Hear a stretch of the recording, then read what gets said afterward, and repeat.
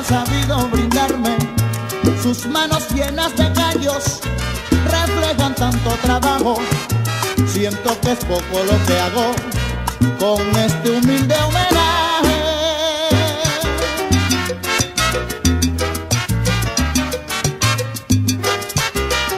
¡Vamos! Padre, tú que has dado tanto, que yo debo agradecerte, rendir honor a tu nombre, porque feliz quiero verte, hombre de tantos combates, para darme educación. Y siento en el corazón que las gracias debo darte.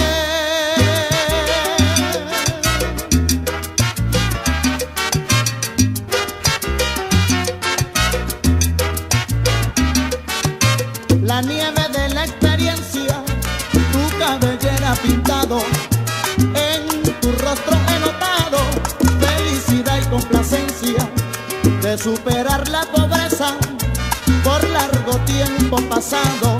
Hoy me siento muy dichoso